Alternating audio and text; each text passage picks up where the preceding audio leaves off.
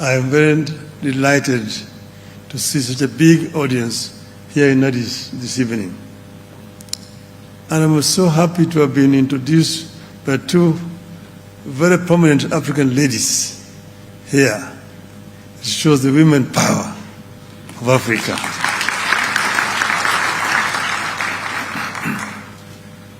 Allow me to begin by thanking all of you for making time out of your very busy schedules to come and listen to me and my vision for this great institution, the African Union Commission.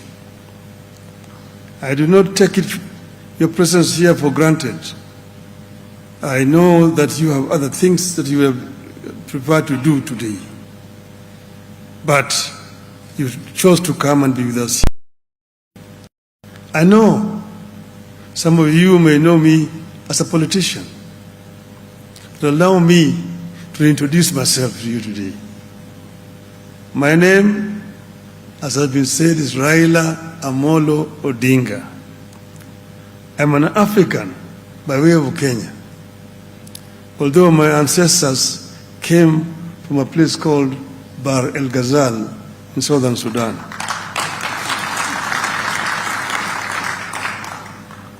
I am a mechanical engineer by training, a businessman, a former prime minister, a grandfather of 5, a father of 4, a husband of 1, that I know of, and a lifelong servant of Africa, but you may call me also Baba. Many of you have heard of me because of politics, which, as you know, can be a challenge.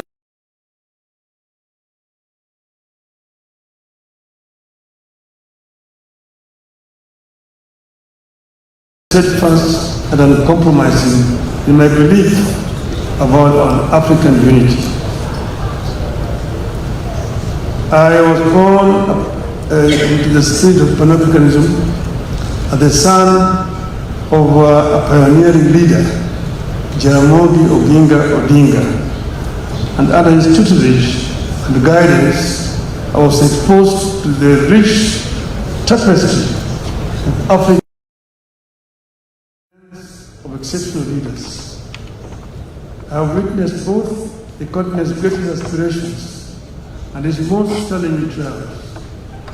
I have experienced the vision and dedication of the founding fathers like Nnamdi Azikiwe, Kwame Nkrumah, Julius Nyerere, Ahmed Sékou Touré, Gamal Abdel Nasser, Ahmed Ben Bella, and recently, Nelson Mandela.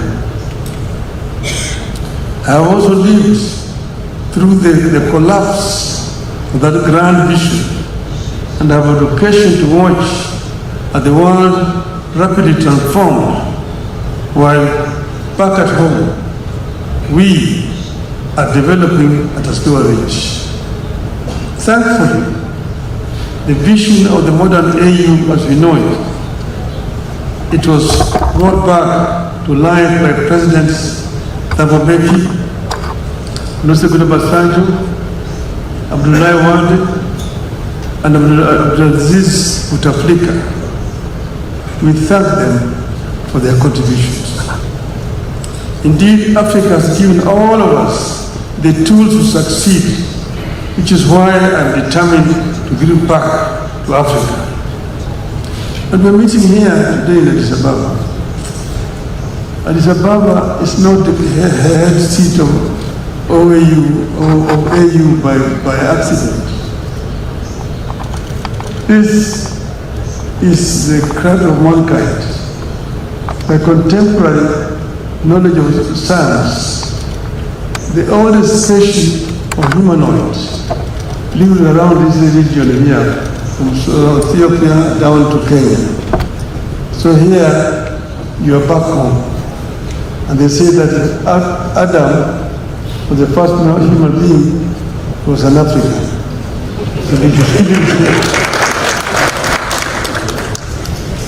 This is also the oldest country in terms of governance in the continent. It was the only country that was not colonized. So what you see here is not a relic of any kind of colonization. Apart from a brief invasion by Italians, this country has always ruled itself. When they came here, they found an institution that was much older and stronger than they left back home where they came from. So you are proud that Africa actually is the mother of civilization. When Africans were struggling, Ethiopia offered support for liberation of Africa. And the liberation movement moved, and eventually colonialism was defeated. So there were centers, Accra, Cairo, Addis Ababa, Dar es Salaam. Those were the origins of African Organization of African Union. 2.5 weeks ago, we were here in Addis Ababa to come at the launch of the refurbished African Hall, where the Organization of African Unity was founded in May 1963. At that time, I came under a different category. I was invited as a descendant of my father, who was one of the founding fathers of the Organization of African Union. At that time, a big part of Africa had already been liberated. They were represented by presidents. But there was part of Africa which was not free, Kenya was being one of them. Kenya, Zimbabwe, Zambia, then Rhodesia, Mozambique, Swaziland, now Eswatini, South Africa, Basuto land then, now Lesotho, Botswana land then, now Botswana, West Africa, now Namibia, Equatorial Guinea, Guinea-Bissau, Sao Tome and Principe, and Cape Verde. So, in that congregation of the African leaders, presidents, the two people who spoke on behalf of the liberation movements, and that was Nelson Mandela, Jaramogi Oginga Odinga. So now we were invited as the descendants of the founding fathers to witness the opening of that hall. That is why I was here last time. Now, my extensive travels across the length and breadth of Africa have exposed me to the enormous riches and unexploited opportunities in our great continent. I have also had the opportunity to serve the African Union High Representative for Infrastructure Development in Africa between 2018 and 2023, for which I remain profoundly grateful. But I have also represented the AU in other capacity. When Ivory Coast was in turmoil, the then chair of the AU, Mr. Jean Ping, approached me and asked me to be the African Union representative to mediate the crisis in Ivory Coast. I have also been involved in other peace initiatives in Burundi under Maldimu Julius Nyerere to negotiate peace in Burundi. I was also involved in Mozambique when there was a crisis, when the opposition had refused to accept the results and they needed somebody to go and bring them together. I was involved in the negotiations in Mozambique. So I understand Africa from other perspectives. But I was introduced, I was asked by the current chair to be the High Representative of Africa on the field of infrastructure. And I know most of the representatives here from that perspective.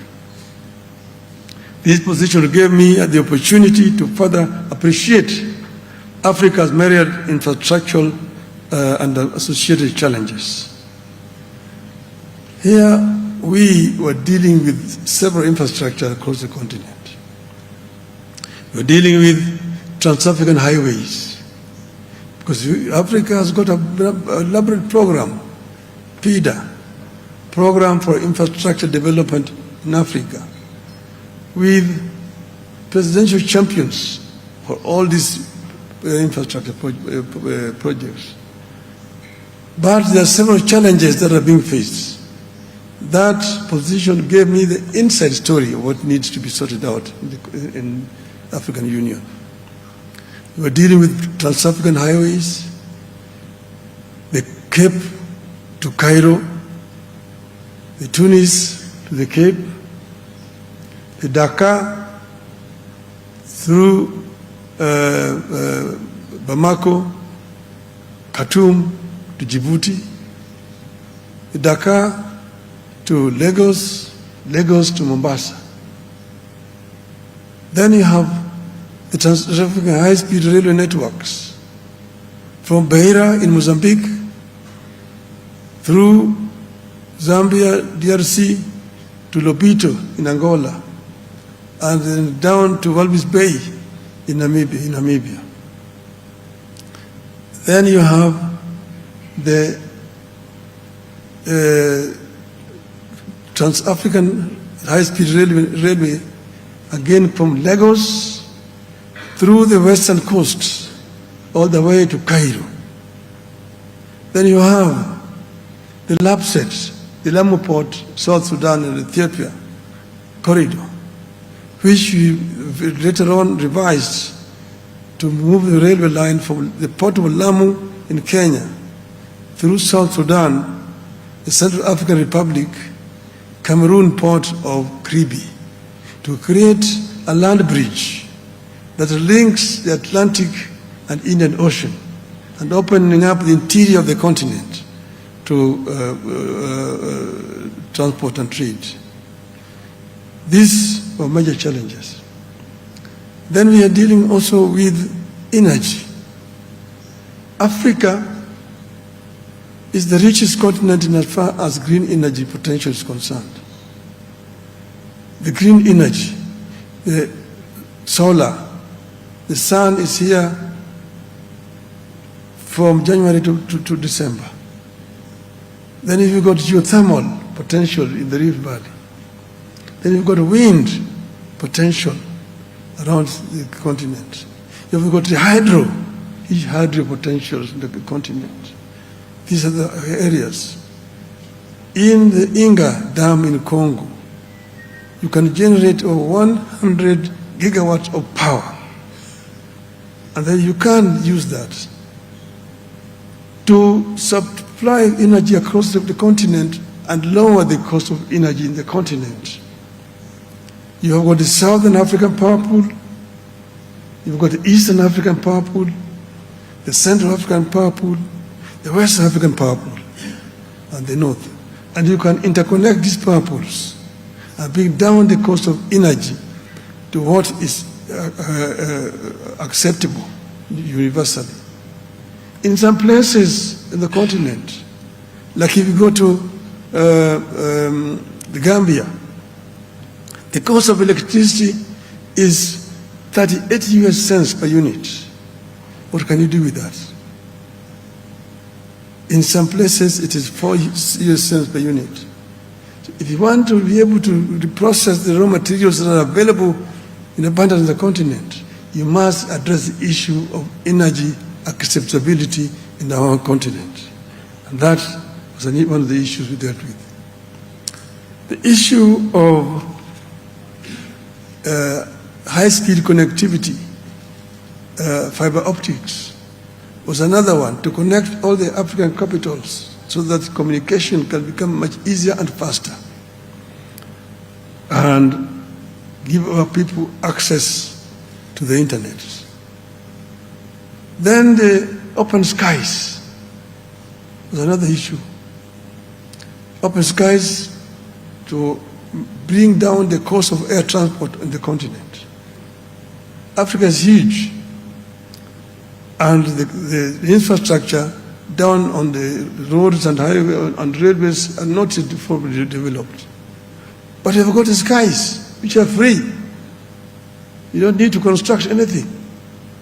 All you need is just construct airports and buy planes. That's all. But then there are barriers which have been put there. Each and every country has got their own air traffic control.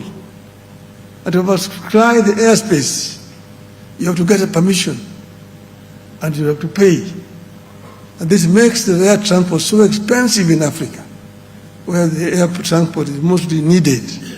The air transport in Africa is much more expensive than it is in Europe. In Europe, they have got one European air traffic control. And once you've been cleared, you can't just fly, you only inform the other countries that I'm overflying, and you have no problem. In Africa, you have to wait days to be given a clearance if you are trying to fly with your own aeroplane. The other time, I was trying to fly from Dar es Salaam to Niamey in Niger for a conference. I was holed up in Dar es Salaam in a hotel for 10 hours because you must get an overflight clearance over Uganda, DRC, Central African Republic, Cameroon, Nigeria, and Niger itself.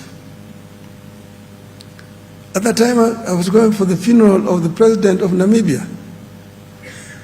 I'm sitting in Nairobi at the airport for 3 hours to get clearance over Tanzania, DRC, Zambia, Botswana, and Namibia itself. So these are self-imposed restrictions on our continent. This is what we call the low-hanging fruits that you can harvest without a problem. But these are still there as a challenge. These are some of the problems that we were dealing with when I was there. And saying that this means a challenge that we need to deal with going forward. Then, in the continent, we have the youth. The youth is the biggest asset that we have in our continent. African continent is a young continent because 70% of our youth are below the age of 35. This can be either an asset or it can also be a challenge. Because the youth, if they are not empowered, they become a drag on the economy. They become drug addicts. They become criminals. And they become a drag on the economy. But if they're empowered with skills,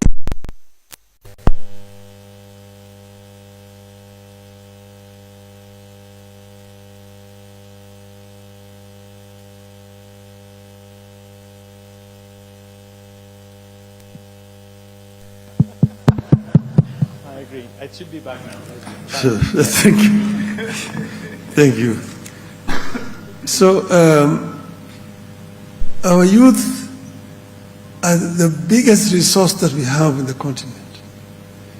But we first need to give the youth the requisite tools that they require to be able to create wealth for our continent. This is another major challenge to us. This is what other countries have done. It's what China did. China empowered the youth and gave them skills so that when they opened up their economy, the big manufacturing companies rushed to China because they saw there highly skilled and cheap manpower and also cheap raw materials. So you go to China, all the major manufacturing companies are in China.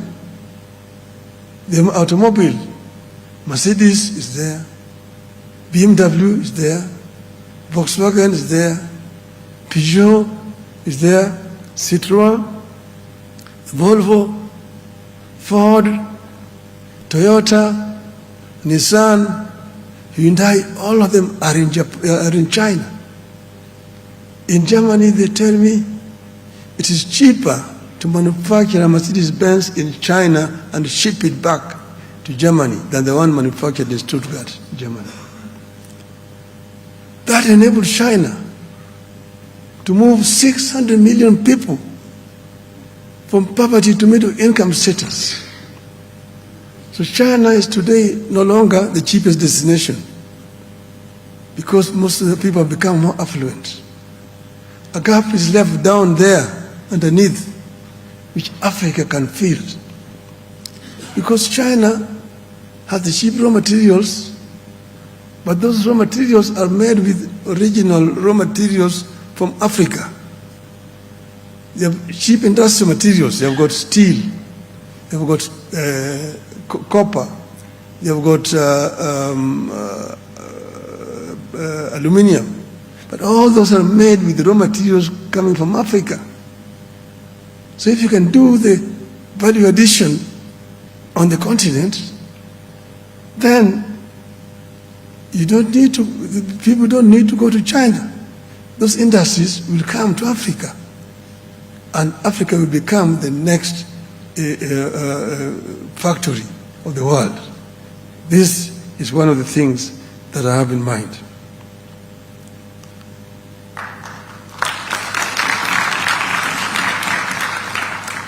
This unity has undermined our ability to mobilize our resources, to catalyze the collective dreams of the continent's citizens. Africa's unity is therefore sacred to me. We must return unity to the top of our priorities as Mwalimu Nyerere and Nkrumah did. Without unity in a fast consolidating and changing world, Africa will continue to be marginalized, exploited and irrelevant. It is why today I ask you, ladies and gentlemen, to open your minds to a new Africa. Imagine an Africa that's booming with industry, where businessmen and women from Bamako in Mali can take the transcontinental high-speed rail to trade in Kampala, Uganda, where the cotton material from Lomé in Togo can be bought online by our housewife in Lusaka, where African products can be bought in supermarkets across the world under the name of African brands owned by Africans, and the African workers and farmers are proud of their products. An Africa that does not require visas for other Africans. An African men and women who do not climb on a rickety boat or in an airplane cargo hold, risking their lives to go to greener pastures. I envision a continent whose progress is driven by its own people, that pushes to be a dynamic, influential, and respected force in the international arena. And here, again, the barriers which we place on ourselves. My friend Aliko Dangote, one of the most prominent African businessmen, tells me, Raila, it's so difficult to do business in Africa. I need 35 visas to travel across the African continent. Yet my French competitor does not need any visa. The French passport can go to all African countries. How then can you compete? How can you benefit by being African? You're being punished because you're an African. These are some barriers which make us look just stupid.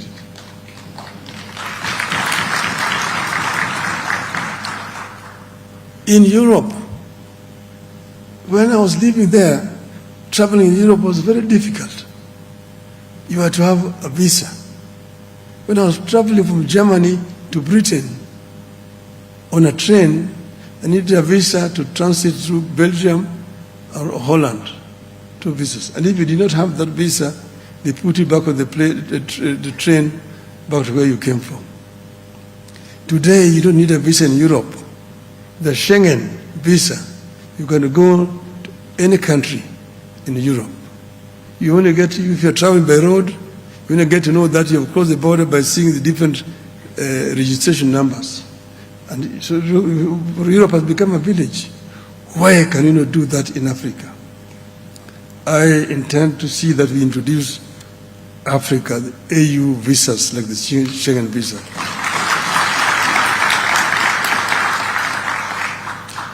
So my leadership at the AU will not be one of the same rhetorics, where people meet a few times a year and return to their enclaves. My leadership will be pegged on the dreams of our forefathers, who expected that by now Africa would roar in one united voice. So here we know every year there's a General Assembly here. The jets come, land, and they move in here. Coming into these premises is not as easy as you came today. Today it was easy because you are coming to meet a candidate. Then those days there's a lot of security. Then there's a lot of talk in the halls here. Monsieur le Président, this and that, resolutions are passed, and off the jets will leave again at Addis Ababa. I can tell you without fear of contradiction that 93% of these resolutions which are passed here are never implemented. That is by confirmation from Mr. Faki himself. So it has become a talking shop. I intend to change that to ensure that all the resolutions which are passed here are properly implemented. So we will not put anything in the agenda and the resolution if we know it cannot be implemented. And if it's not implemented, we'll have a very good reason to explain why it was not implemented. My vision for the youth is to place them at the center stage and driving force behind the innovation and change. Today, African youth are drowning on ships and boats, rickety boats, trying to get to Europe, going to greener pastures. It's a big shame that we're losing young, energetic people because of the poverty on our continent. So the solution is to change this by creating proper employment opportunities on the continent so that they don't have to leave the continent going to look for jobs where they're not wanted. You're ramped there as a refugee, you're taken there as a prisoner. It's a big shame. So these young people will find jobs here. Picture vibrant cities buzzing with energy as young entrepreneurs leverage technology and creativity to build dynamic businesses. With AI and digital resources at their fingertips, they invent solutions for our unique challenges, transforming agriculture with smart farming technologies, revolutionizing healthcare with telemedicine, and reshaping education through accessible online platforms. Our young minds are not just participants in the global economy. They are leaders, innovators, and change makers. My economic transformation plan envisions an economically transformed continent, thriving on the richness of its resources and the unity of its people, a continent that not only sustains itself, but is a powerhouse of global trade. The African Continental Free Trade Area will be more than a policy. It will be a reality. Imagine goods flowing seamlessly across the borders, facilitated by advanced logistics and digital platforms, creating jobs, fostering innovation, and ensuring that no Africa goes hungry. My environmental sustainability plan envisions our rich biodiversity is protected and our natural resources are managed wisely. In the face of climate change, we lead the way in renewable energy, harnessing the sun and the wind power to power our homes and industries. Our agricultural practices need to be regenerative, preserving our land for future generations and ensure food security for all. Africa is not the offender in this debate on climate change. Africa is a victim because Africa's emission is less than 5%, about 3%, somewhere there. But Africa suffers the biggest effect in this animal called climate change. Many of African countries today live between two twin disasters, floods and drought, El Nino and the sister La Nina. The floods, when the floods come, they destroy homes. People drown. Our infrastructure is devastated. Bridges are washed, and so on and so forth. And when the drought comes, livestock is dying. People go hungry. There's no food, famine, and so on. So first, we need to make our contribution to this agenda of climate change by greening Africa, rolling back the desert.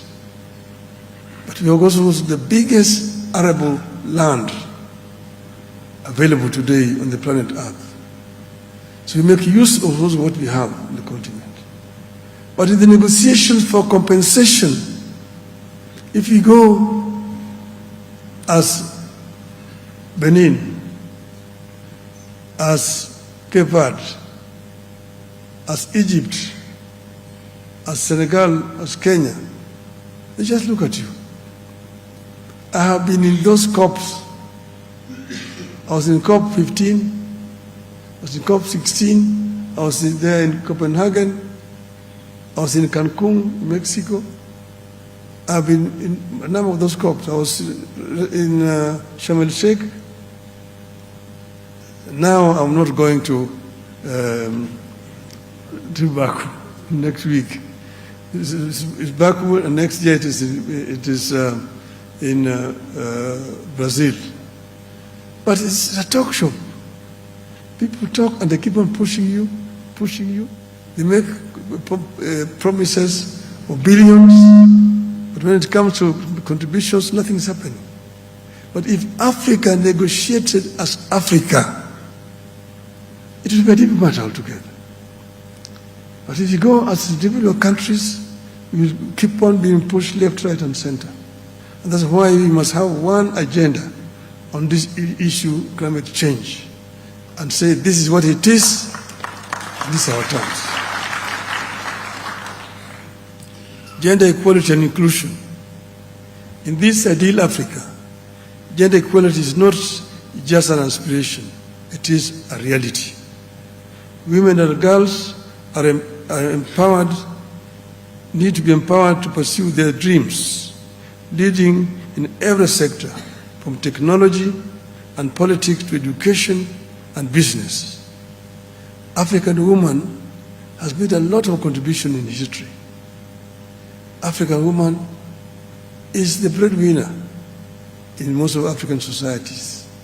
She's the one who wakes up so early in the morning to go to the farm, to go and farm. She's the one who is looking after the children at home. She's the one who is also fetching water to bring at home. The one who is cooking in the home. And then in the evening again, she's the one who is the workshop. So African woman is a great enemy, a great human being. African women must be given their rightful space. They must be respected and empowered. We must ensure that their voices are heard in every decision-making process, creating a balanced and equitable society. Cultural renaissance. Let's envision a cultural renaissance in Africa. An African that celebrates its rich heritage while embracing modernity. Our art, our music, our literature resonate worldwide, showcasing our talents and telling our stories. Festivals and cultural exchanges thrive, reinforcing our bonds and inspiring future generations to cherish and promote our diverse cultures. Of course, with this ambitious dream, there must be a plan, which is why my campaign and my leadership have come up with an extensive technological innovation plan, utilizing artificial intelligence as its bedrock. In this future, we embrace technology as an enabler of progress. Cities are smart, utilizing AI to optimize everything from energy consumption to transportation systems.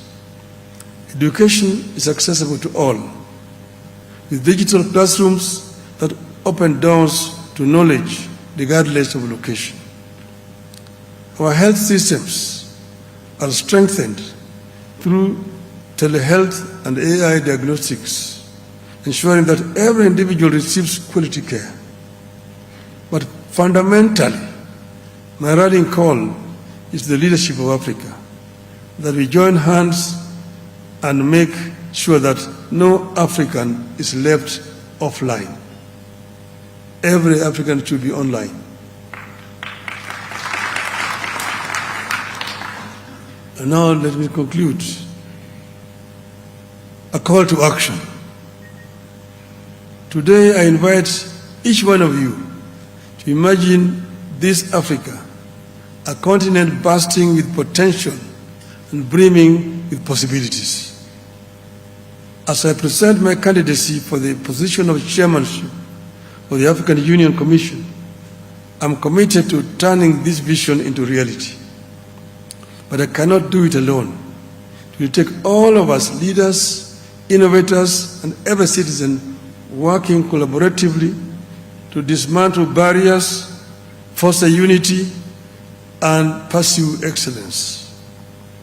Together, let us harness our collective power to create a future where Africa stands tall on the global stage, an emblem of resilience, creativity, and unity.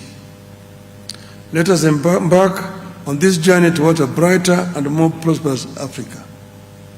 Africa is the richest continent on the planet Earth in terms of strategic raw materials that have made other parts of the world rich.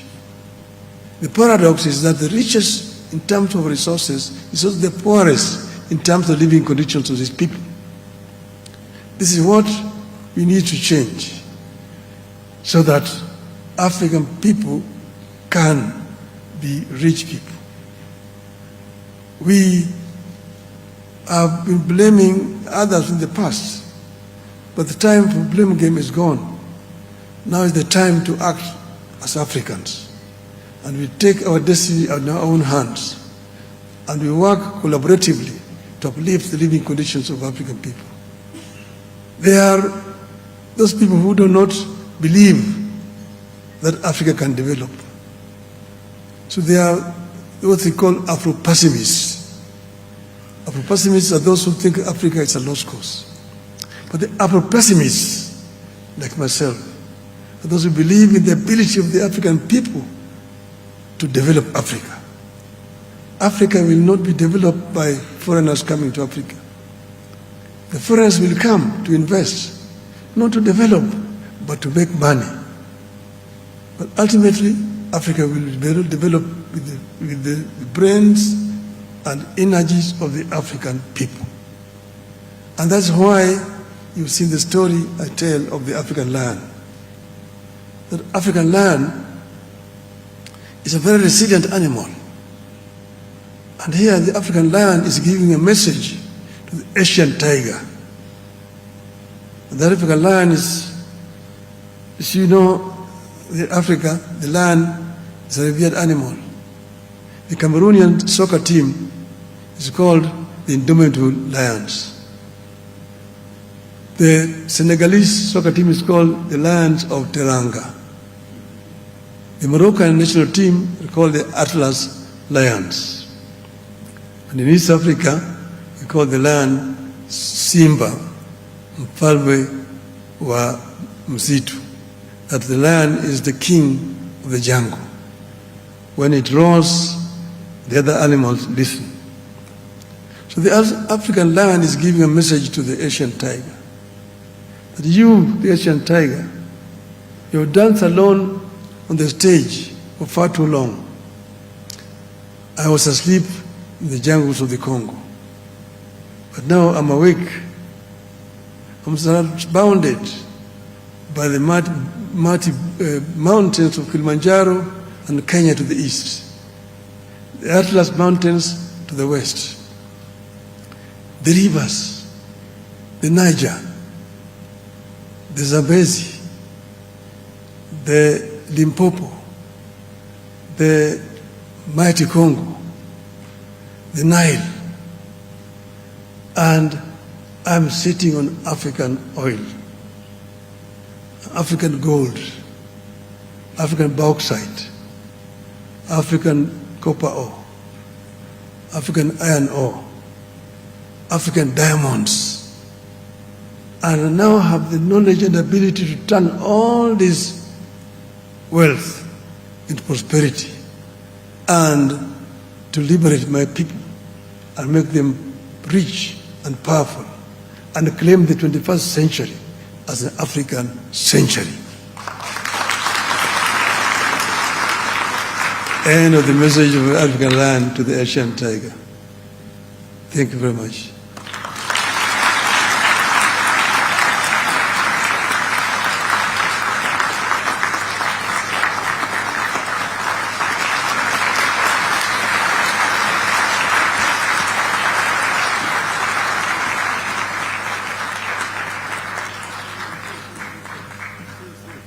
Ladies and gentlemen, let's continue to applaud. Yes. Let's please continue to celebrate him. He has one more thing to add. Give him a minute, please. I'm very sorry. We have here Ambassador Selma Maliki from Algeria. Is she around? Yeah, maybe she might want to come and say jambo. Because, as you said, we wanted, if there was any other candidate in the audience, give them a chance to greet the people. But I've not seen any other candidate for the chairmanship. If there's any, none. For the vice, this is the only one available here. Thank you so much. Assalamu alaikum wa rahmatullah. Jumu'ah Mubarakah. Hujambo. Good evening. Bonsoir and salamno.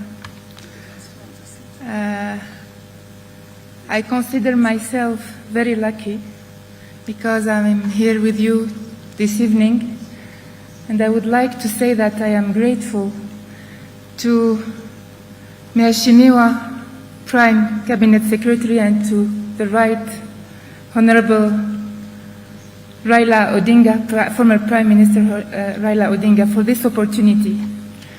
The fact that you have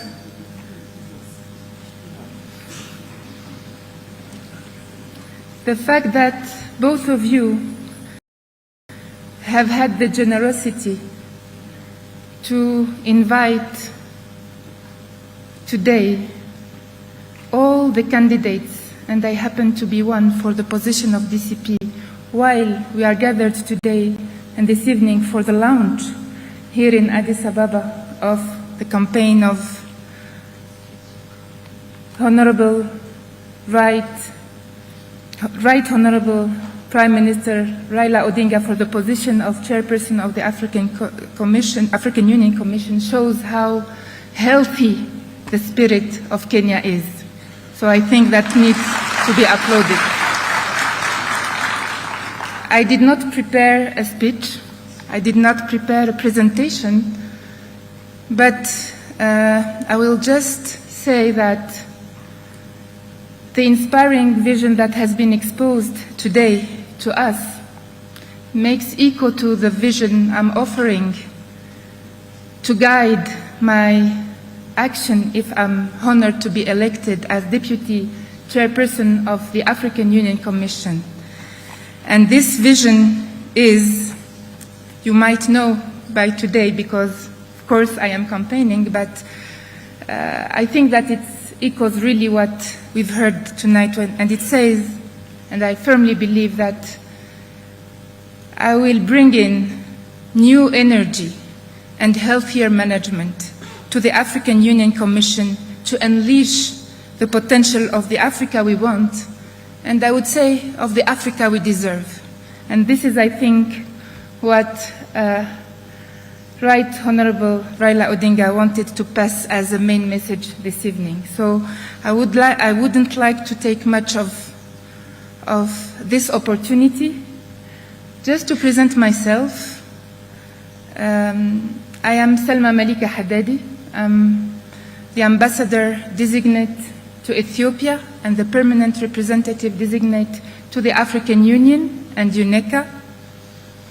I'm an Algerian citizen, an Algerian woman, a sister, a daughter, and a mother, and a Pan-Africanist believer.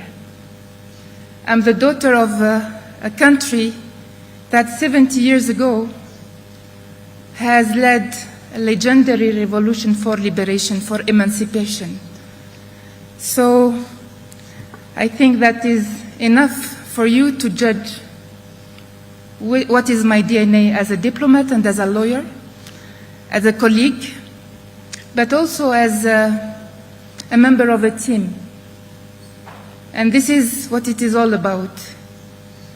Being a member of the Commission, a deputy chairperson of a Commission, is also to team up with the Commission under the leadership of the chairperson of the Commission, but also with the ambassadors, permanent representatives here in Addis Ababa, so that we make this organization greater, so that we make this organization achieving more and more and more, and be replaced at the center of the global agenda.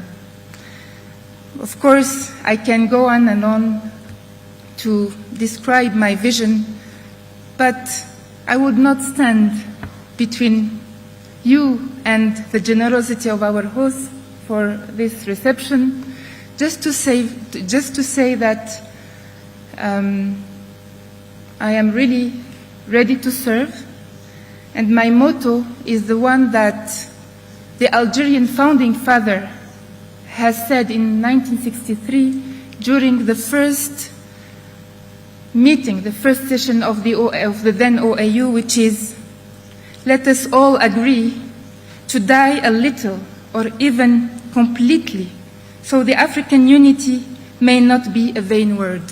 So let us unite all together, as has just been said by Right Honorable former Prime Minister Raila Odinga, so that we make this organization greater through its secretariat, which is the African Union Commission. I thank you so much. Just a word also to say that I wish all the best to all the other candidates for the position of DCP.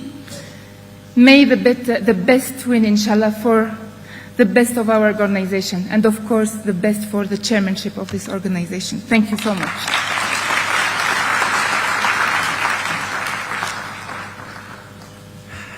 Thank you so much, Madam, for sharing your thoughts briefly. And ladies and gentlemen, at the very beginning, you remember me, I'm sure some of you at least, saying, democracy. I mentioned the democracy in the beginning. And this is the true representation, the manifestation of democracy.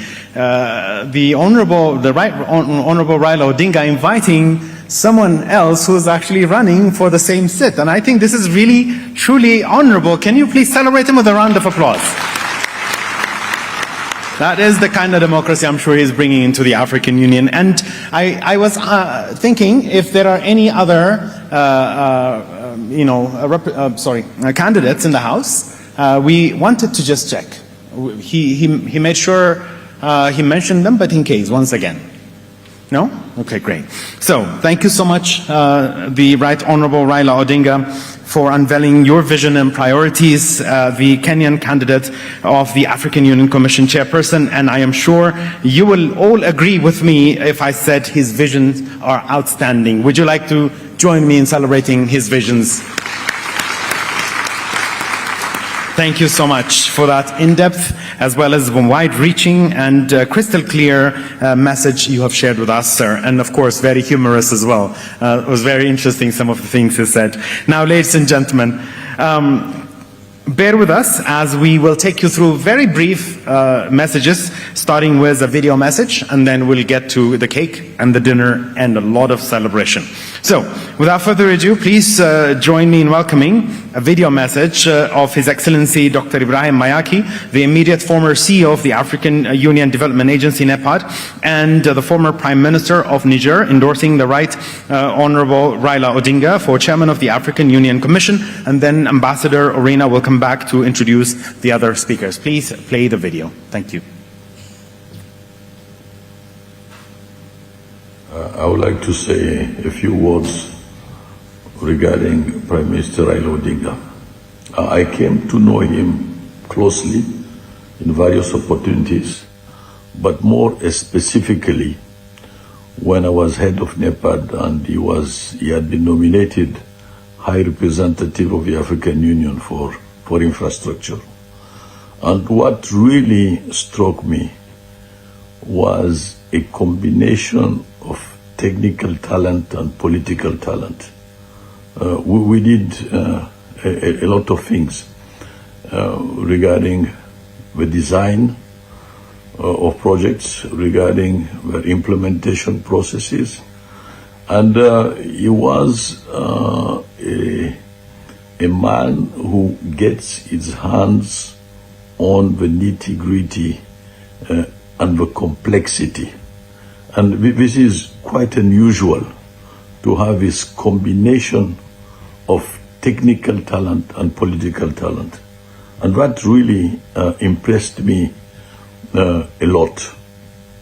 And linked to the issues of infrastructure, he also connected to the context that can make infrastructure expand and develop in the continent, issues of trade. And in whatever region he was talking about, he had a good knowledge of that region, from north to central to west to southern. So I have an admiration for that capacity because it is a rare capacity. Et c'est ce point que je voudrais illustrer, cette combinaison entre une capacité technique et une capacité politique à voir les choses. Il y a peu d'hommes qui sont capables d'obtenir cette combinaison. Et quand on a ces hommes-là, il faut absolument en profiter pour le bien de nos communautés et pour le bien de notre continent.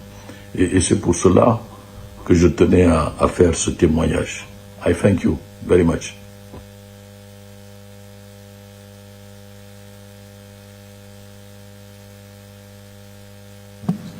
Thank you, thank you, thank you. A round of applause for Dr. Ibrahim Mayaki, a son of the continent who has served in various capacities, as was mentioned. Excellencies, ladies and gentlemen, allow me to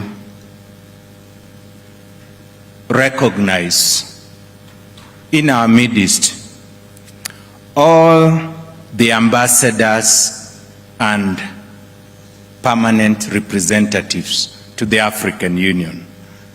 Please be upstanding so that you can be seen and recognized and appreciated. The men and women who help us to keep this institution of ours ticking and moving forward. Ambassadors, please be upstanding where you are. Thank you. Thank you. Thank you. Those are our ambassadors, led of course by our chair, Ambassador Hadija. Thank you. Please be seated. Let me also recognize the other members of the diplomatic corps. Please be upstanding. Members of the diplomatic corps who are here present, those who support our ambassadors at the PRC, in the African Union and in the UN. Please, wherever you are, let's be upstanding.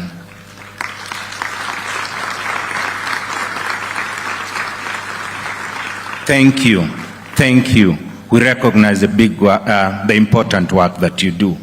Allow me to recognize colleagues who serve in our institutions, starting from the staff of the African Union, those who serve in the United Nations, in the UN system, and in other intergovernmental organizations. Please be upstanding. These are the men and women who help us to deliver on the lofty aspirations of our people. Thank you very much. A round of applause.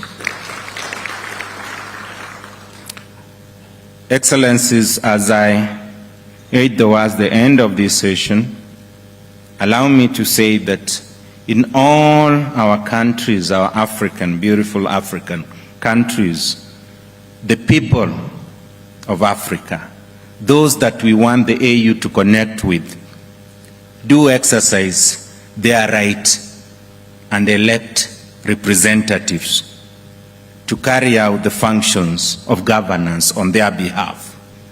And those elected serve in our parliaments. So allow me to recognize a few parliamentarians here present with us. And I will start with our host, the Federal Democratic Republic of Ethiopia. We have Honorable Dr. Miheret Shanko.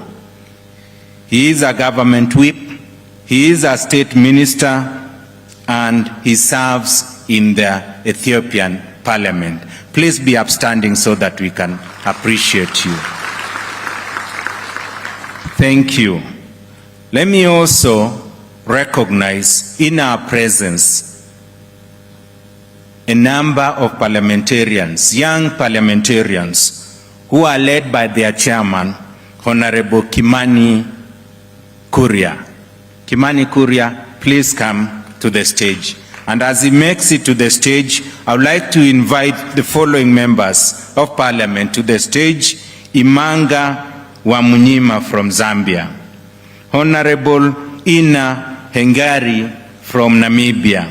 Honorable Stephen Baba Kamsiyamo from Malawi. Honorable Vuyo Zungula from South Africa. Honorable Mohammed Kari from the Comoros, the Union of the Comoros. Honorable Hasena Lemalesian from Kenya. Please join us on the podium. And without much ado, and with your permission, allow me to give the floor or cede the floor to the chair of the young parliamentarians from across our continent. Honorable Kimani Kuria, please. Thank you very much. Right Honorable Prime Minister, our Prime Cabinet Secretary, and all dignitaries present here today. My name is CPA Kuria Kimani, a member of Parliament elected by the people of Molo constituency in Kenya. I got elected in 2017 at the age of 28 years, now serving my second term. I also serve as the chairperson, the Departmental Committee of Finance and National Planning at the National Assembly. We were gathered here as young parliamentarians across Africa with a caucus called Africa Young Parliamentarians Network, which has membership of young parliamentarians across the globe, to discuss matters that affect our region. We were here to address matters of debt. Most of our countries, 80% of the African countries, have been ranked their countries in debt distress. We are here to discuss matters of anti-corruption and the new forms that anti-corruption has taken place, and make resolutions as young leaders, the solutions we offer when we go back to the parliaments that we have been elected to serve. One of our resolutions has been to stop illicit flows in our countries through enacting legislation on illicit flows, and especially on the areas of virtual assets. Digitization of our government programs. As we go ahead with taking over technology, we must make sure that all our government services are available online. Lastly, the budgeted corruption that is in our procurement system. This team has resolved to make sure when you go back to our countries, we shall enact legislation to have e-procurement, electronic procurement in our respective countries. Honourable members, when we were talking about this, and of course me being Kenyan and a great fan and a mentee of Baba, I thought that we are going to lobby our colleagues to come for this launch, only to be surprised that Baba has not just mentored leaders in Kenya, but has mentored a few of these people that you're seeing here, leaders across the African continent. So allow me to invite a few of them to make just 1 minute presentation of what the experience has been in the interaction with the Right Honorable Baba Raila Odinga, starting with Honorable Imanga Wamanyima from Zambia.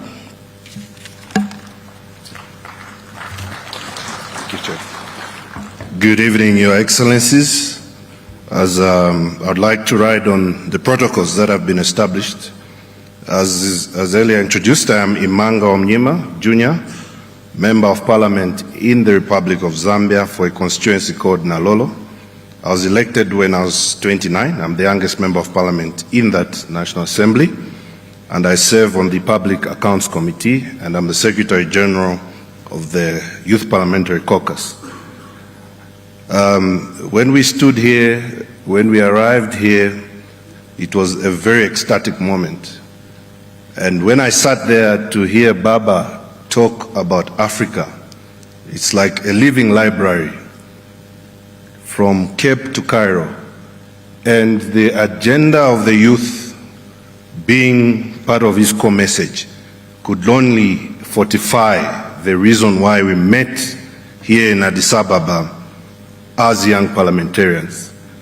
Such an illustrious and industrious career as a statesman in Kenya, as a mediator on various fronts, and indeed even as a prime minister.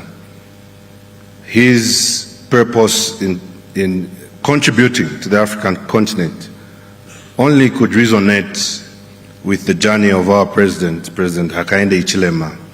And it is in this vein I'd like to state with a deep sense of conviction that as a parliamentarian from Zambia, we reaffirm our support for Baba. And this is not my position, this is the Zambian position.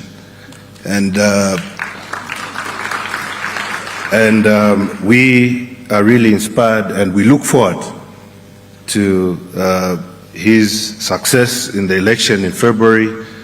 We cannot adequately describe with words the impact. Thank you very much. And now we'll hear from the Honorable Ina Hengari from Namibia. Thank you very much, Chairperson. I'm a little bit short, so let me just adjust this. Good evening, Your Excellencies. Please allow me to stand on the protocol observed earlier on by my colleagues and earlier speakers. As introduced, my name is Ina Hengari. I serve as one of the youngest members of Parliament in Namibia. I was elected to office for the first time at the age of 23 in 2019. We are now in the middle of campaigns, 19 days to elections, Namibia, but I could not resist the opportunity to be here with you, Baba. Earlier this year, I met Baba in Nairobi, and we had quite the conversation, especially because the people that I come from, the Ovaherero people, and I'm sure many of you have heard of the 1904-1908 genocide that took place in Namibia and perpetrated by the Germans. I was quite excited as a young woman and as a young leader to have somebody in front of me who could recall and recount the events of the 1904-1908 genocide. So there are many things outside of Baba's passion for youth development and ensuring that young people have a place at the decision-making table. There are many things that also connects me and my people and my country to the leadership of the Right Honorable Raila Amolo Odinga. So you have my support, Baba, and you have the support of my people. Thank you. Amazing. And now we hear from the Honorable Stephen Kamsiyomo from Malawi.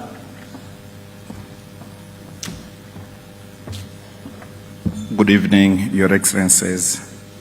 I'm extremely humbled to be sharing this big stage with everyone in this room. My name is Baba Stephen Malondela Kansiamo. I'm an MP for Lilongwe Southeast in Malawi, and I'm the chairperson of the Youth Caucus in Malawi. I am a member of Public Accounts Committee, but at the same time, I'm the Director of Youth for the ruling Malawi Congress Party in Malawi. I am extremely humbled to see someone I've admired from a distance seated in this room. As you've heard, my name is Baba. He happens to be a namesake, Baba, but that's not the more reason. Growing up in Malawi, listening to BBC, you could hear about Baba in Kenya. And this Baba now is seeking to get into the highest office. Baba, you've inspired millions across the globe. You're a great son of the soil, the great son of Africa. As you move on, I would like to assure you of total support from Malawi. If the son that you're seeing speaking before you is a son who was once a street kid, an orphan who has seen opportunities go by because I didn't have someone in front to hold me.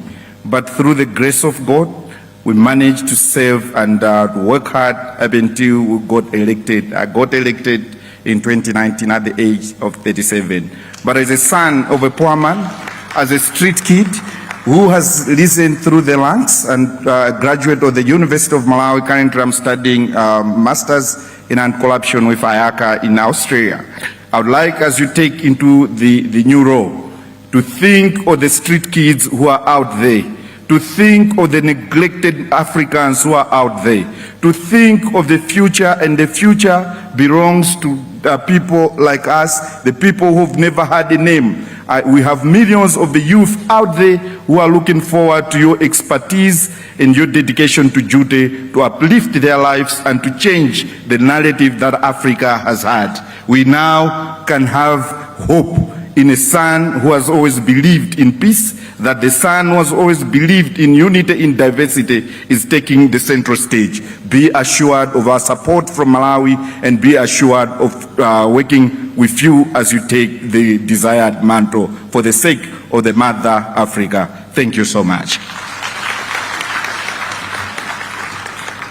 Thank you very much. Now we'll hear from the Honorable Vuyo Zungula from South Africa. Try to be short of time. Karibu. Down with poverty, down. Down with poverty, down. Down with the exploitation of Africa's resources, down. Down with exploitation of our resources, down. Thank you very much. My name is Vuyolwe Zungula. I'm a member of parliament from South Africa. I'm also a president of a political party called the African Transformation Movement. Allow me to also join in the established protocols. We want to wish Baba well for his campaign. And in your speech, I think you made particular reference to how the resources in Africa do not benefit Africans. It is something that is problematic in our continent, that we are very, very rich in terms of our natural resources, but Africa has got the poorest of the poor people in the world. It is imperative that that becomes a thing of the past. It must change. It cannot be that 50 years ago we're talking about how our resources were exploited. Currently, we're still speaking about that. And again, we're hoping that in the next 50 years, the language will not change.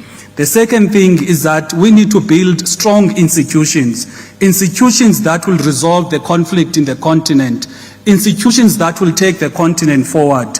Institutions that will give confidence even to the people in the continent that whenever there's conflict, trust AU to step in. It cannot be that when there's conflict, there's misunderstanding, people of this continent are going to look at other foreign institutions to help. We need to build capacity in our own institutions. And lastly, we want to have a peace and prosperity in all corners of the continent. There must be no reason why an African must die at sea trying to move to Europe simply because they are wanting a better life. They must have a better life here in Africa.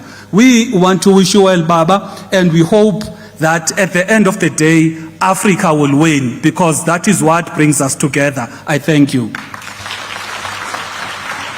Viva Africa, viva! Viva Africa, viva! And now we hear from Honorable Senator Hezena Lematian, a senator from the Great Republic of Kenya.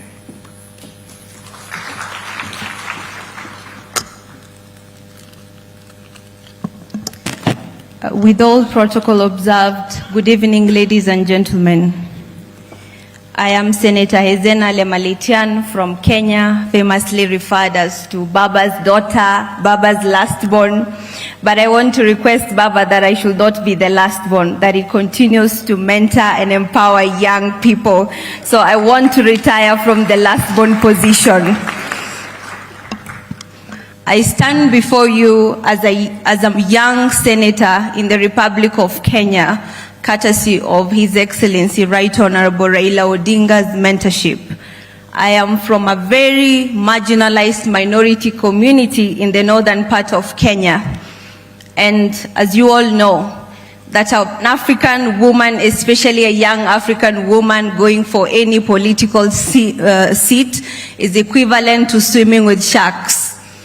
But because His Excellency Baba held my hand, mentored me, and protected me from all the evils that affect women in the political spaces, I am proud today that my people who are very marginalized have a voice in the upper house of the Parliament of Kenya, which is normally referred to as, in almost every country, as the House of the Old. I take a lot of pride in associating with Baba, because over the years, he has been a person of integrity, a man who is very kind.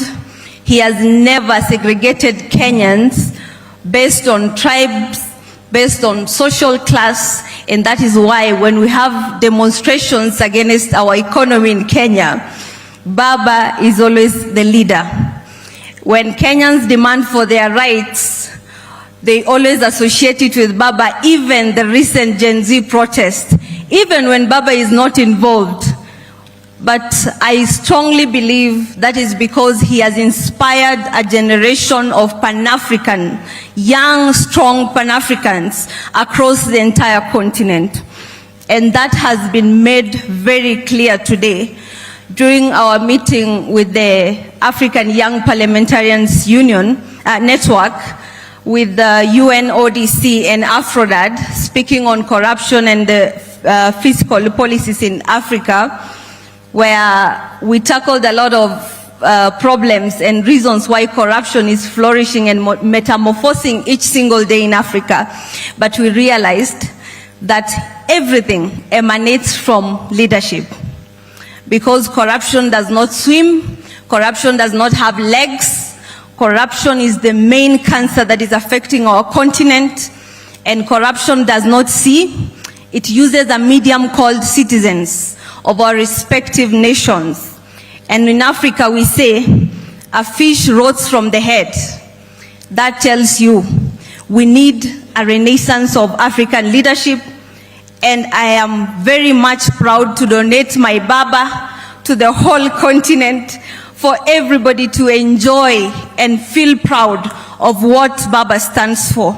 A lot of times in our Kenyan politics, when we have had situations where sometimes we are hypocritical as political leaders, we do not stand for integrity sometimes because of the different politics across our different coalitions, that is the opposition and the ruling coalitions. Baba has a lot of times told me and reiterated that I should always stand with integrity. Even when sometimes I want to appear tough and abuse somebody in parliament, he always reminds me, my daughter, you have to stand for the truth at all times. So I have a lot of confidence that Kenya is offering the best of the best, the creme de la creme. Thank you so much, and God bless you. Thank you very much. It's a very difficult time to manage time with politicians. The Honorable Gitonga Mukunji, a Member of Parliament from Kenya, elected by the great people of Runyenjes. Please take a minute. Thank you very much. Thank you, Chair. Honorable Raila Odinga, our Chairman, African Union Commission, by God's grace, all protocols observed, all dignitaries. First, my name is Gitonga Mukunji. I am the Member of Parliament of Manyata constituency, and I am also the Chairman, Young Members of Parliament in Kenya. We are here today to wish you well. Honorable Raila Odinga has mentored close to all the members in the Organization of Young Members of Parliament in Kenya. Over 60 members of Parliament have been given a chance and have been mentored by His Excellency Honorable Raila Odinga. And we wish you well. I've had your vision of ensuring that Africa is connected, and I know we need to actually connect Africa so that we can continue sharing, bringing everybody together so that Africa can be able to actually prosper. Without a doubt, I wish your team well. We want Africa, and Africa needs a Baba, because Kenya is actually has gained a lot from your leadership. We wish you well. Thank you very much, and we continue praying for you. Thank you. Thank you very much. And now lastly, we have Honorable Katabazi Francis, a Member of Parliament from our neighboring country, the Great Republic of Uganda. Thank you very much. Like they've told you, my name is Katabazi Francis Katongole. I'm the Member of Parliament of Kalungu East in the Parliament of Uganda. I'm really excited. I would like to respect all the protocol to be here today addressing you and also endorsing Baba. Baba has mentored me without never ever meeting me. That is by proxy or by what, I don't know. But with technology, you know, when you have good acts, people will always look at being there. And today, I think I will have a chance of shaking his hand, and I think I might not wash my hands for quite some time.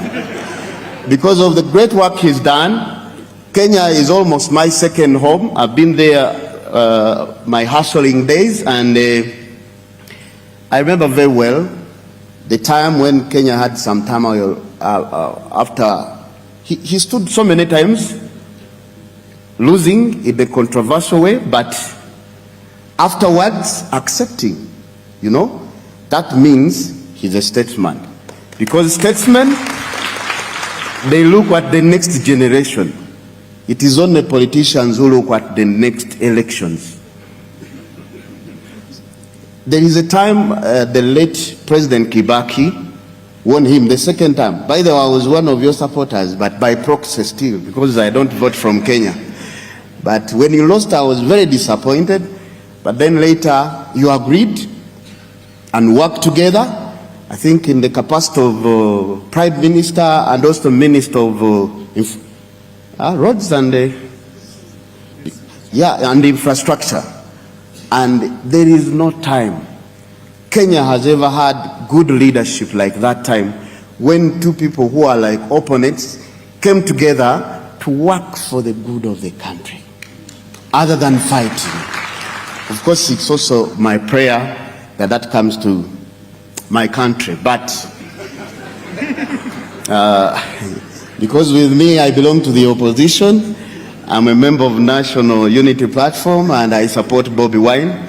But that when it comes to Baba, whether my president supported him, we agree on principle. And there is nothing that will make me happy, like among the things you've spoken about, if we have a visa-free Africa for all Africans. That would be the greatest gift you can give us, and then the rest will go. Because why should somebody from Uganda pay $60 to enter Ethiopia, another African country? I think this is not good. We should think about it, and we have hope in you. May God bless this campaign, and I'm looking forward to seeing you as the new chairman of African Union Commission. Thank you very much. Right Honorable Prime Minister, we would have been much more members in this gathering for Africa Young Parliamentarians Network, but some of our members couldn't get a visa to attend this particular meeting. So that is something that I hope that you're going to work on.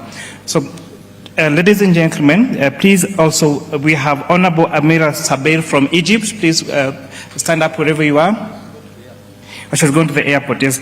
We have Honorable Latifa Hamisi Juakali from the Great Republic of Tanzania. A round of applause. We have Honorable Harmony Bulombe from DRC, from Democratic Republic of Congo. We have Honorable Zanel Magagula from Eswatini Kingdom. Eswatini, yes. We have Honorable Homfo Epiphany from Benin.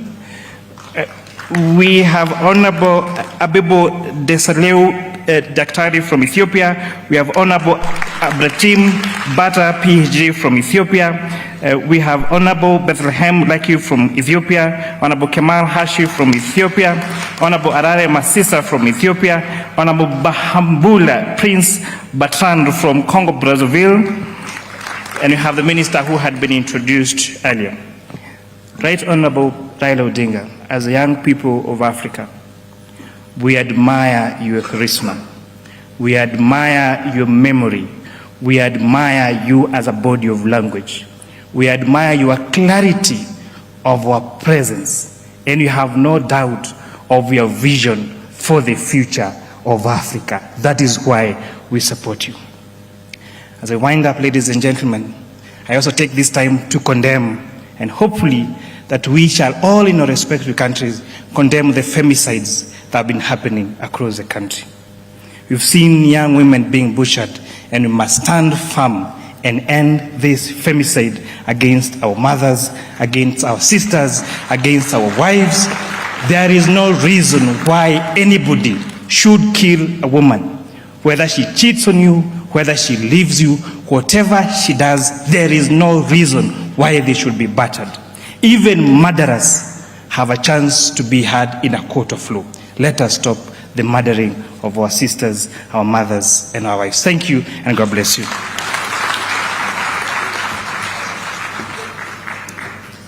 Excellencies, ladies and gentlemen, allow me to invite to the podium the mentor of the young parliamentarians, the Right Honorable Raila Odinga, for a photo with the young parliamentarians. Please, the other members of parliament, please quickly come to the dais. All the young parliamentarians, please, wherever you are. Honorable State Minister, please come forward. Take a picture.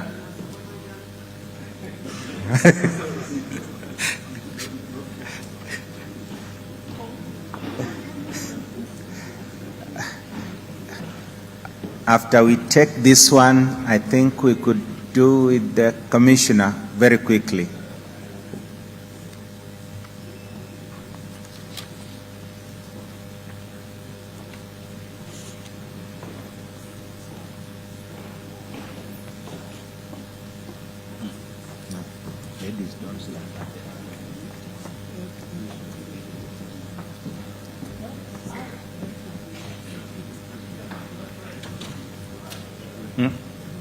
Okay. Yes.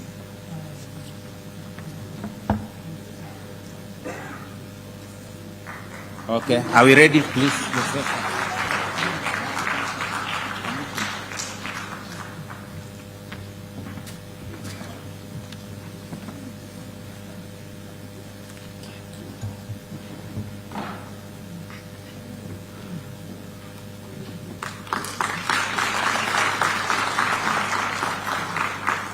Thank you, thank you, thank you very much.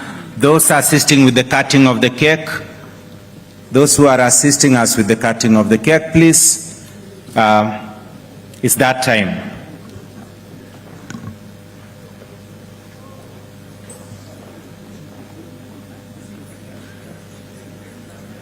Is it portable?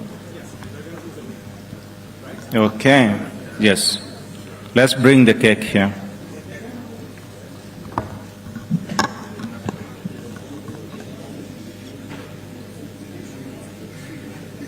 Okay.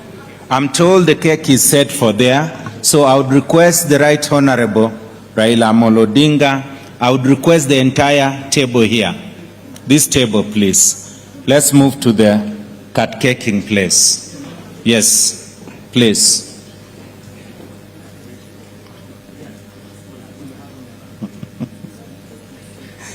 Yes. Excellencies, honorable members, we'll take more pictures after this, after the cake is cut.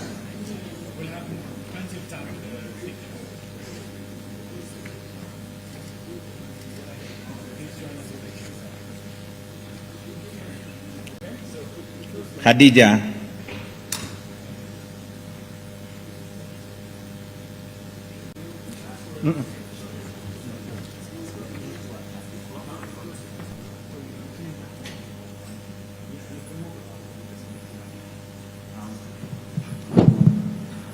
Let's have those who are cutting the cake in front. Can I request the ambassadors to stand behind those who are cutting the cake? Usually it's our business to cut the cakes in Addis Ababa. All the ambassadors, please, behind the space. There's a little space. Those who are in front will. Let's join in the cut caking photo. We can stand right at the back. I'm sure the pictures will be captured. And on the other side, please.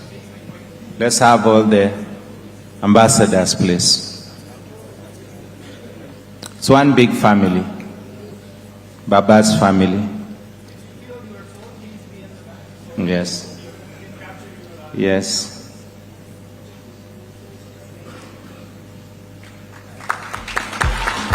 Thank you.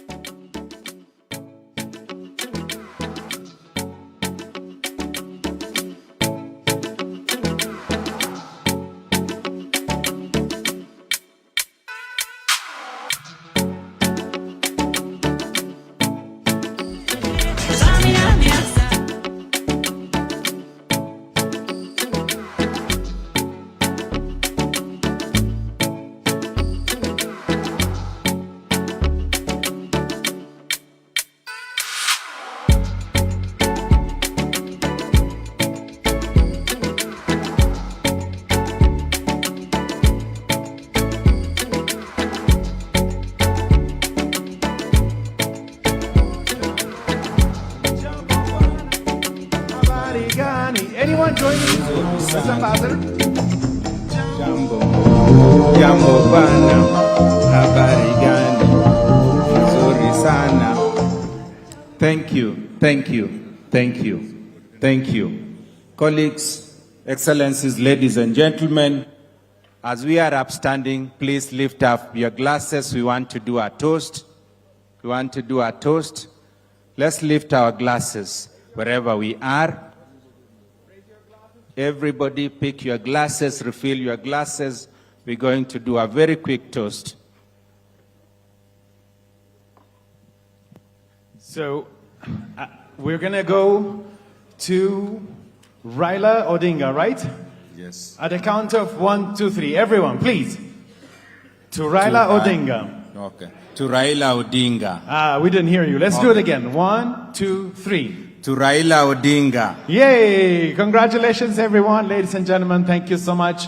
Honorable Raila Odinga, congratulations on your campaign launch. I think it's been exquisite. Ladies and gentlemen, now we will sit back and wait for the Sheraton at this hotel team to guide us through dinner. We're going to get to dinner and enjoy the party. Thank you so much. And now I think you should ask them to head on to dinner, sir. Okay, let's be seated, please. Then we'll give direction on how we access the dinner.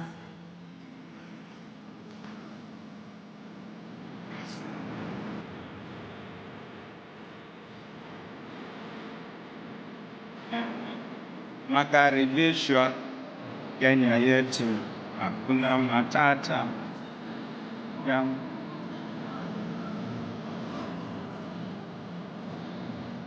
Okay.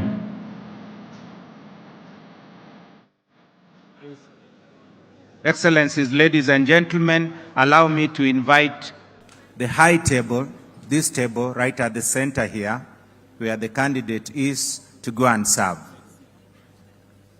So in just a few minutes, the Honorable Raila Odinga will be coming back from the bathroom to the washroom, and then he will join you to dinner. Okay. Then the Sheraton Addis will guide you through. Yes.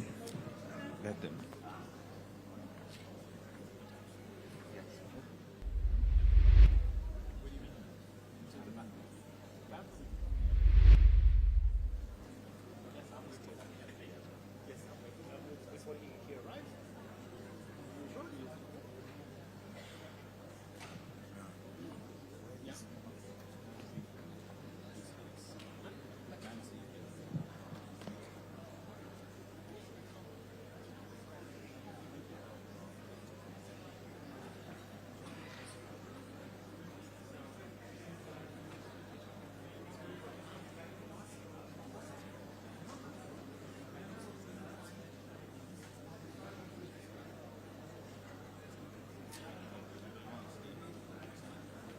Excellencies, table, the high table where the candidate is, please let's go for dinner. Let's have dinner. The high table, led by our chief guest. So the rest of the night will be great dinner, drinks, and music. Ladies and gentlemen, enjoy your evening. Thank you so much. Now I expect a quiet, nice sitting.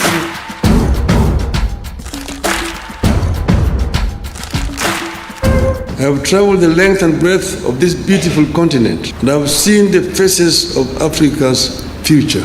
I understand the continent, and I see the faces of our children, full of hope and energy, and unbound by the borders of yesterday. I dream of an Africa where those borders and colonial languages no longer divide us. From the hills of Kenya, the deserts of Sahara and the Kalahari, from the lakes of Great Rift to the rainforests of Central Africa, from Indian Ocean to the Atlantic, Africa must be one. I believe in the story of the African lion. The lion is an African animal, is a king of the jungle. The Cameroonian national soccer team is called the Indomitable Lions. The soccer team of Senegal is called the Lions of Teranga. The soccer team of Morocco is called the Atlas Lions. Here in Eastern Africa, we call it the Simba, king of the jungle. When the king roars, the jungle listens. But I'm here as the African lion.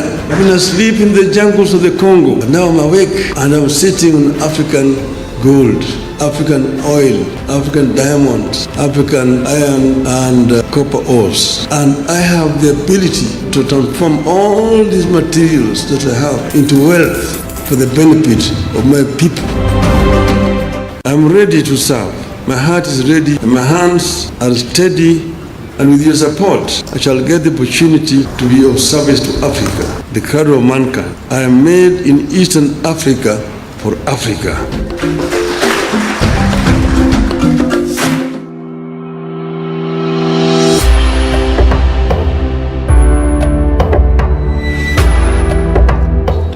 To the African people, Kenya presents to you a candidate who will give the AU visibility and a deserving place in global discourse. One of the expected priorities is to take the African Union to the people and make it work for the citizens of Africa. Indeed, Honorable Raila is a Pan-Africanist who has emerged at the right time to drive Africa's transformation. You will do more than that. You will make Africa proud. You will make Africa powerful. You will make Africa peaceful. And you will make Africa prosperous. We will do our part. We pray that God will make you do your part.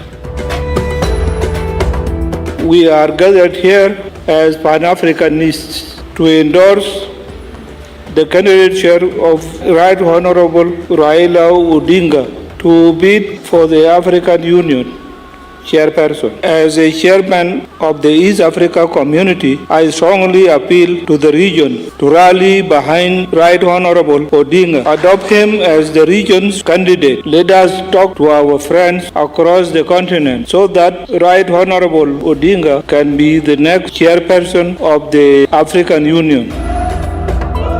It is with all this in mind that the government of the United Republic of Tanzania endorses the candidature of Right Honorable Raila Amolo Odinga for the position of chairperson of the African Union Commission. Tanzania knows Odinga as Pan-Africanist leader who believes not only in the promise of African integration but also in its practicality. Excellencies, with Right Honorable Raila Odinga, we envision an African Union that is ever strong, that is championing Africa's socio-economic development, and that ensures Africa's voice takes center stage globally. I am here to support the candidature of Raila Odinga on behalf of Uganda because he is a convinced Pan-Africanist. The Honorable Raila Odinga is a celebrated statesman whose longevity in leadership has been sustained by an unrelenting devotion to democratic change as the foundation of sustainable freedom and prosperity. Kenya endorses his candidature unreservedly. I am confident that he will give his utmost and do all it takes to make Africa proud and Africa powerful.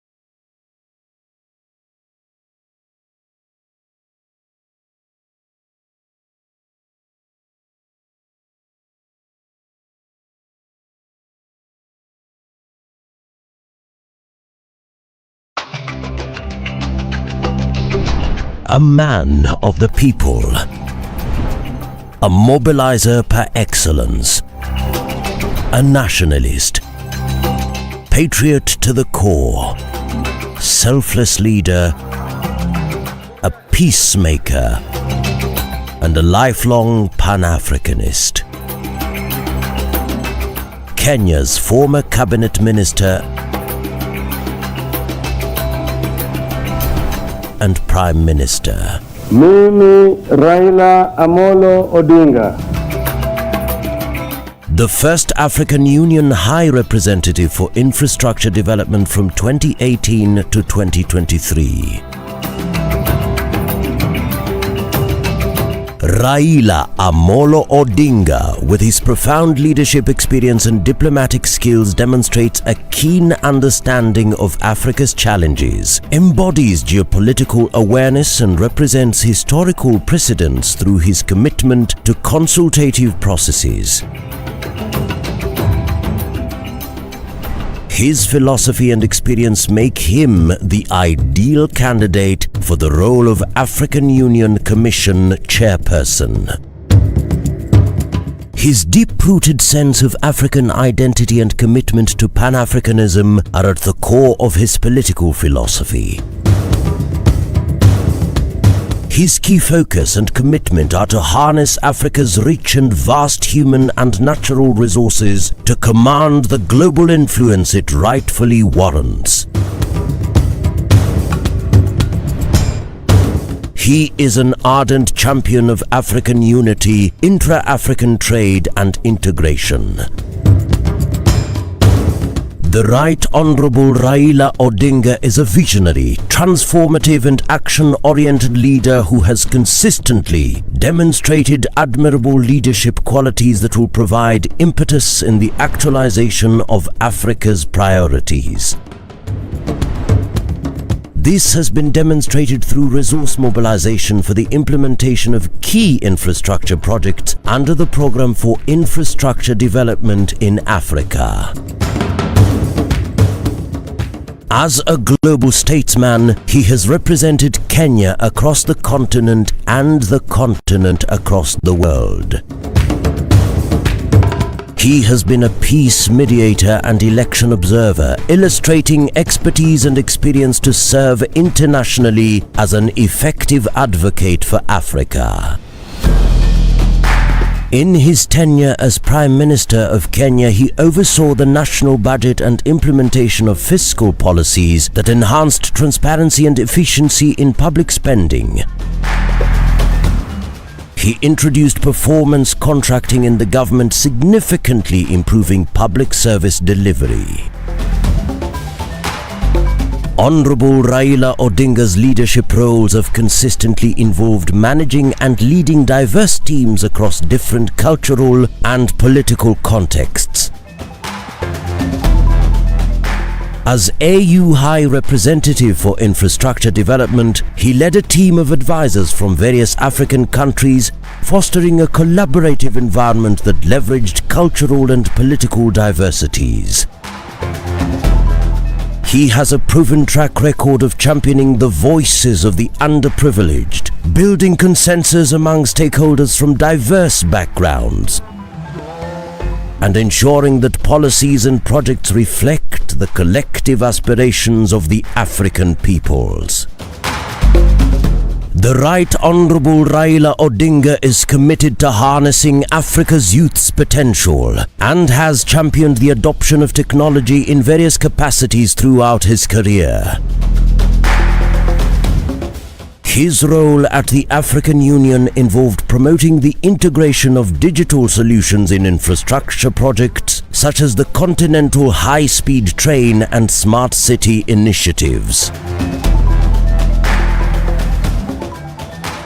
To align Africa to Agenda 2063 and usher the continent into a new era of shared prosperity, there is no better leader other than the Right Honorable Raila Amolo Odinga.